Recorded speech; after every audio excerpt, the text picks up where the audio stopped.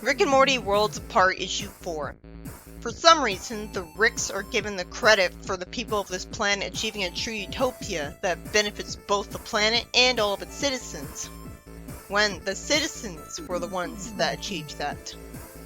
They could have just kept things going as they were. Rick says this doesn't look anything like a perfect society, asking, "Yeah, where's Grandpa Rick's sports bar?" It's interesting that he still calls himself Grandpa Rick, even when not talking to his grandkids. Like Uncle Chuck being called Uncle by someone other than Sonic as just a title.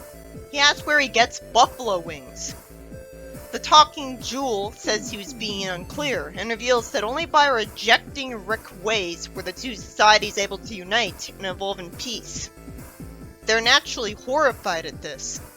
You'd think the Rick that we know would be considered like relatively the good guy compared to Stuffed Rick, because at least his society wasn't a fascist one. The people in it were still happy until the war started. You'd think the society would at least take most of its inspiration from his one. Rick says that this pocket universe should have imploded millennia ago, sending the Ricks to their home dimensions. I don't know why it didn't program it to implode a lot earlier. You'd think he would have gotten bored of being in this place much earlier and missed his home. But the people of this planet got rid of that flaw in the cosmic balance and learned how to control time and space as well as dimensional travel. I mean, dimensional travel would involve manipulating space, like creating a wormhole, and time and space are apparently part of the same fabric, so I guess it makes sense. Their historians, who are also sentient crystals, want to know why the Ricks created them. It should really be outright said that they're AI, because there's no way crystals could have biological brains. Rick is reminded that he wants to prove to Leonard that he was a positive influence on Morty, so there's still a historical record of them apparently telling his civilization that. All these millions of years later, when they weren't even sure if Rick was alive, they were surprised to learn that he existed. He's told that this utopia was only possible in his absence. How is this supposed to make a point to him that this is a utopia, when he's been shown absolutely nothing good about this place? Rick's told that Morty is better off without him and looks upset. Rick calls this place a hellhole, and says that it would have never happened if Morty was here. He's learning the wrong lesson. Why can't he just be called out on bringing his people to war? Then he gets grabbed by chains and told he'll face his final punishment. I guess even after all this time, when they would have had all the time in the world to study the Ricks, these people still didn't find out about Operation Phoenix. Rick outright told them that he's going to get sent back to his home dimension if he dies and outlive the universe they're in. Why do these jewels think this will be final at all? It wouldn't be the last punishment they'd ever get, because they'll escape this place. In the next scene, surprisingly now Morty cares about Leonard and asks if the dragon should check on him since he might be hurt or need heart pills. He's told the trials have to be undisturbed. Why is our time being wasted? Why does Morty think this proves that bringing him along was a bad idea?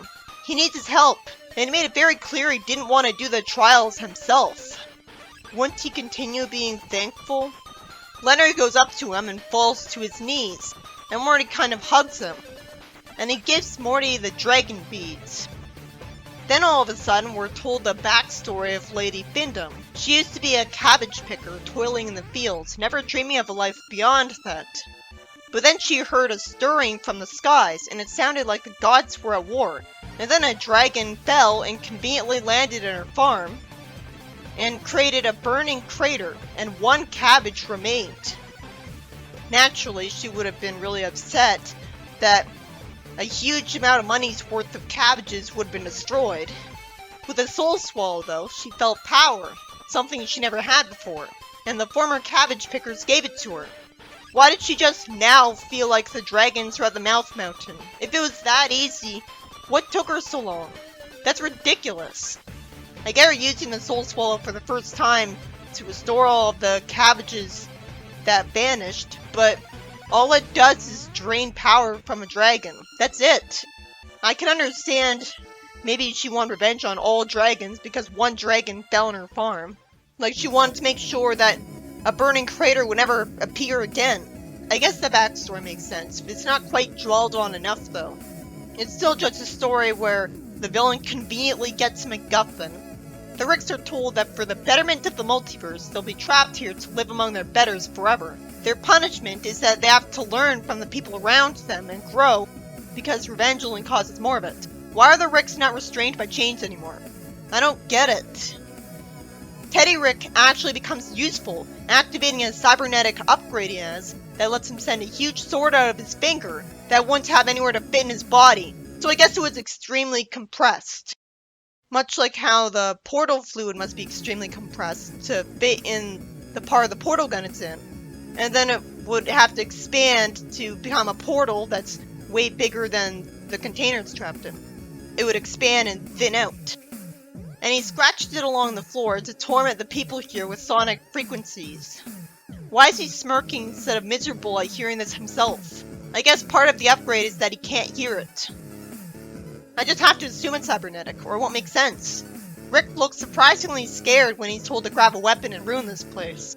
He's not above much, and what weapon? Surprisingly, we see them holding hammers on top of a tower. I mean, Rick did tell them that they can't kill him, and he's like always gonna be around. So I guess it makes sense that they weren't simply executed. Rick then reverses the towers that made this pocket universe immune to heat death, and ends up back home and asks where Morty is with a smile. But then he acts apathetic about the idea that Morty might be gone. I guess he's really good at hiding it. And also he can just get or make a new Morty whenever he wants, and make himself forget that he lost the old one. He hears Summer calling for help and runs up the stairs looking worried, and runs into her room holding a weapon he still has. Summer's threatening Teddy Rick, telling him to stay quiet if he wants to breathe. He says that in his dimension, the house layout is different. So why did he come here? Why didn't he go to his own dimension? I guess because he insisted on continuing to fight with Rick. What a moron. Summer says that Rick always taught her that if she sees another version of him, she has to take him down. And Rick says that he really is a good influence on his grandkids. After all, Teddy Rick's evil, so it'd be better if he wasn't around. It's good for her to protect her family. After she defeats him, Rick says he'll deal with him, and then plans on getting his entire family put at risk on a quest to save Morty. I guess he really wants to make sure Morty will be okay by having as many people helping him as he can. Like, you'd think he'd be so arrogant that he'd think he wouldn't need their help. Beth's apathetic and asks if they can wait until after the show. It would make more sense if she said this out of fear. Rick goes through a portal with his family holding a big gun and says that Morty's signal led him to him. After all, he does have a Morty tracker. Morty's floating and doesn't have eyeballs and has weird looking text just because of a magical artifact he got. This reminds me of when Sally had the Sword of Acorns. Are the two artifacts a pop culture reference to the same thing? It was sweet to see Leonard hug Jerry just for being there. Jerry just wants to know what's going on and what happens to his son. Ball says there's going to be a final battle that'll decide the fate of all of the dragons once and for all. Lady shows up. And why the hell is Morty talking to her and letting her waste so much time with predictable, boring boasting? It's satisfying that Rick says, "Shut up, we get it." His gun gets melted by a laser. You'd think he'd be in horrible pain from the heat convection of the melted gun on his hand, instead of just snarking at Leonard that he still doesn't like him, even though Leonard cares about him. Leonard gets a text message on his phone from his wife. Wait a minute, how in the hell did he get a text message from Earth on another planet? That's some range. He tells Lady that while she wants power, why shut off a renewable resource? She says that true power comes from trust and understanding, not theft. This has to be something that'll brutally backfire on him, because this is an Adult Swim series. Why would his power of love and friendship speech affect the bad guy in a series as dark as this? That'd at least be a twist. He says that she has to respect people's boundaries. I don't know why she let him talk for so long. She's evil. He does have a good point when he tells her that if she swallows all of the soul energy, she'll never get to drain it again. Well, duh. Why didn't you think of that? I thought she was intentionally trying to get rid of all of them. If that wasn't her plan all along, then she should have thought of this. Lucky for him, she let him talk until he got to this point. Out of nowhere, the dragon that was clearly captured and interrogated earlier flies over to them. How'd he escape? It sure was nice of Lady to let him escape after she interrogated him, because she was that honorable. He says that Lady Finn drained him a lot to get their location, and he was afraid to admit how good it felt. And he says that if Lady Finn just holds back, the dragons would love to feed her appetite for power. She asks, looking sympathetic, "But after all the dragon drainers have drained, can you ever forgive us?" She's told that the dragons always forgive good, generous people. How is she that? I guess they're just trying to manipulate her to being that way. Morty says, immediately knowing what to do without missing a beat somehow, that with their combined powers, they'll activate a soul bond to undo the damage done. How do you know to do this right now? How do you know that could do this? I guess part of how the dragon beads changed him was that they made him calm enough to deal with all of this, and smart enough to realize that this will help things.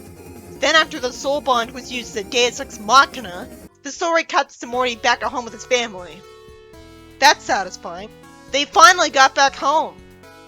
Morty says with a smile that Leonard taught him that it takes a huge amount of trust and negotiation to be the freak he is, and he needs to respect that. He's told that tolerance is always a virtue, and told, who knows what you'll be into when you're older. Morty's embarrassed, and Rick says he can't believe Morty gave back the dragon beads. Why wouldn't he when they made him different than usual in an unsettling way? You'd think Rick would be happy that he's back to normal, and you'd think he would know that he would have hated seeing Morty be different from usual. Didn't he look alarmed earlier? I guess the writer of this didn't read the Dungeons & Dragons 2 arc, where Rick willingly gave up omnipotence, so he would understand why Morty would do it. The story ends with stuffed Rick waking up in handcuffs, trapped in a box in a museum, in the pocket universe Rick made. Because apparently, Rick left it around after all. So surprisingly, Summer hadn't killed Teddy Rick, she just made him pass out. I guess the people of that universe made sure it would last forever. Of course they would undo the damage that was done to it. This issue is pretty surprising. After the Ricks escaped the pocket universe, somehow, as they somehow managed to climb up an unclimbable seeming tower and fight back against the people there, because they were dumb enough to unrestrain them from their chains willingly and not deactivate any cybernetics they might have. So that was too confusing of a conclusion to their story to be satisfying. Rick somehow makes it to Morty, but dragon beads or not, it ends up being Leonard who saves the day, by telling Lady Finn that if she drains every single dragon of their energy, she won't be able to do that and get more power from them anymore. If she cares about that, why didn't she think about that? She had plenty of time to think ahead. Thankfully, this isn't the only thing that convinces her, I guess. Somehow the dragon that was captured earlier, his name is too long and complex for me to bother mentioning. Somehow he shows up and has to remind her that the dragons are masochists. So if she holds back when draining them, they'll actually let her drain them for their own personal pleasure, and she can just keep getting more powerful. Shouldn't it be obvious how badly it could go if she ends up becoming omnipotent? Instead, everyone agrees to humoring her.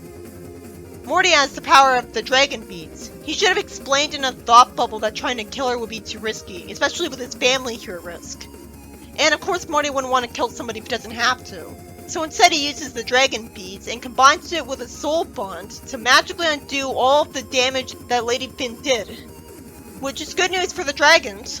It's another twist, because I thought she'd just get killed. Same goes for Teddy Rick. He gets trapped in Ricktopia forever because of Rick, which at least keeps him from bothering people as a tyrant from now on, even if it's still a pretty cruel punishment.